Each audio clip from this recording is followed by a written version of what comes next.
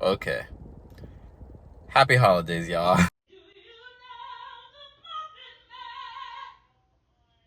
So my guess is your sister knows the Muffin Man. I also knew the Muffin Man once. He used to live on Drury Lane. I also knew someone who was married to the Muffin Man. Yes, the Muffin Man. The Muffin Man!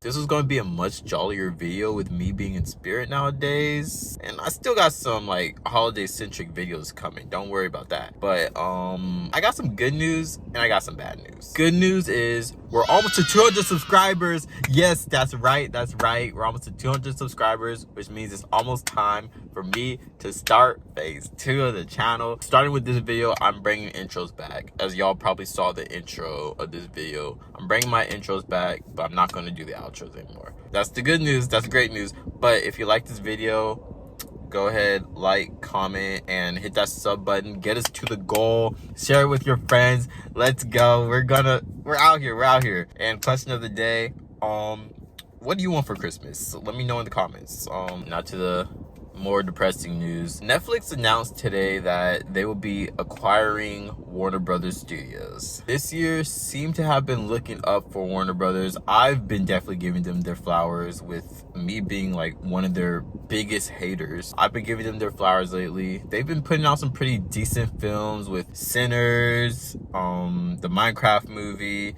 Superman came out this year. They've been doing it pretty big this year. If you look back to my channel, you see my reviews on Warner Brothers films, even in my letterbox, which will be linked in the description. You'll see that I've given them pretty high praise this year. They seem to be coming back from what was really a bad time for them since the Snyderverse. Then today happened. Netflix announced they are acquiring Warner Brothers for $82.7 billion. That's about $28 per share. Now what this means is that Netflix will be taking control of Warner Brothers Studios, meaning they'll be owning most of their properties, including DC, Harry Potter, and most of all, their streaming services. The news was so hard on me that it was almost hard for me to get out that last word there, but this should be good news, right?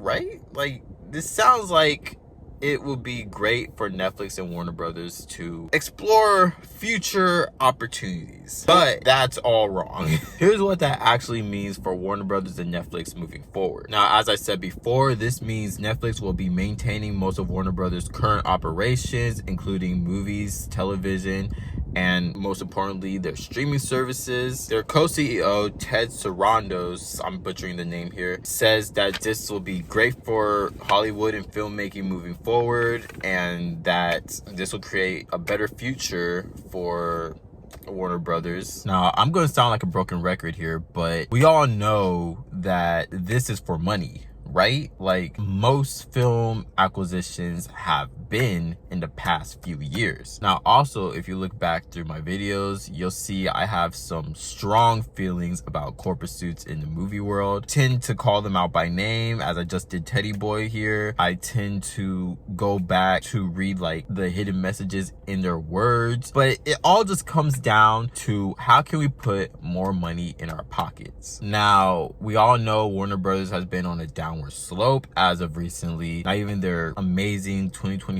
roster has been able to save them, I'm guessing, because this bidding war for the acquisition of Warner Brothers has been going on for a long time now. They've merged with, I forgot how many companies at this point, but we all remember the Warner Brothers Discovery era. And then we also remember that they just had like a Disney Plus merger as of recently. Now, I haven't looked at what this merge would mean for that merger, but we also know that Netflix has been a shit show as of recently. No good roster of films, no good roster of shows, with only their most popular keep them afloat, like Stranger Things and K-pop Demon Hunters. They have Love is Blind. Like, they have some things, but like we all know, Netflix is just where you go when you just want something in the background while you're doing homework or editing a video maybe. But for the most part, the age of Netflix is just dying, with the world of streaming getting a little too oversaturated as of recently. And they're obviously seeing this. They're obviously seeing this right now, and they're just looking for anything to save face.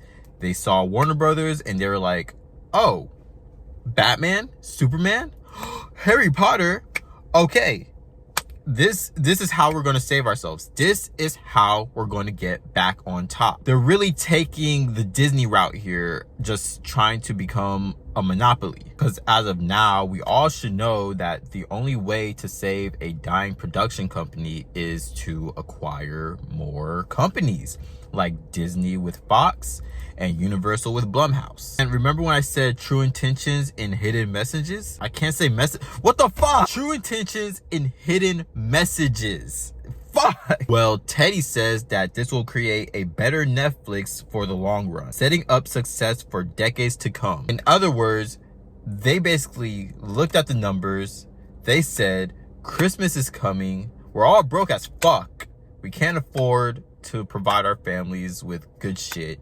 So how do we make more money? But what does this mean for all the theatrical releases that Warner Brothers has coming up? Well, nothing. There's no change in the release, but there's going to be a change in how long they'll stay in theaters. Now, I don't know if you guys know this, but Netflix has made movies in theaters, and they are a huge fan of short theatrical windows. During the pandemic, they released Knives Out 2 in theaters for about a week or two before putting it straight to Netflix. And pretty soon, they will be putting the Stranger Things season finale in theaters, and it's probably going to be in Netflix within the next day. And this has worked for them, so much to the point that they have Teddy going on stage claiming that shorter theatrical windows are the fucking future, baby. The future is now, old man. You want to see Coyote vs. Acme in theaters when it comes out, but you're not going to get paid that same week, so you're going to have to wait like at least a couple more weeks before you can finally go see it? Well, tough cookie, pal, because if you don't see it in theaters within the first week probably, or maybe the first 3 weeks, you're just gonna have to wait for Netflix. And if you can't afford Netflix, well, fuck you. We're doing it anyways. He claims that Netflix is not against theatrical releases. My pushbacks has been mostly in the fact that the long exclusive windows that we don't think... What the fuck? Oh my god. Okay, I'm sorry. These fucking words are so confusing. He says, Netflix is not against theatrical releases. My pushbacks has been mostly in the fact of the long exclusive windows that we don't think are that user friendly. Buddy, you're a fucking idiot. You just took credit for that abominable fucking idea. I would have been ashamed. I would have tucked my dick in between my fucking legs and said our fucking idea. Like, this was everybody's idea. We all had a part in this. I would have brought everybody down with me because this is fucking ridiculous. Now, I agree that theatrical releases have been a bit less user-friendly as of recently, with theater prices going up recently, and some people just don't know how to act in theaters, making the experience a whole shit show. Streaming services have made it way too easy to have content at the palm of your hands, so people are just not interested anymore. But there's still an audience for theatrical releases. There's still hype around films in theaters. There's still hype for films like Superman 2 coming out soon. There's still hype for Coyote vs. Acme.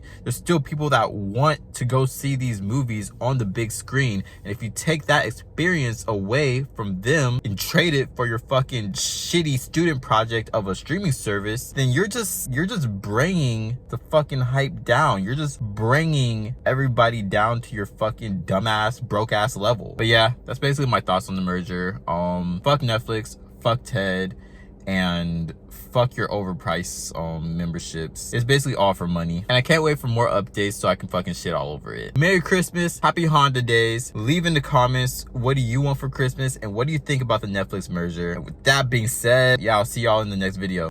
Deuces.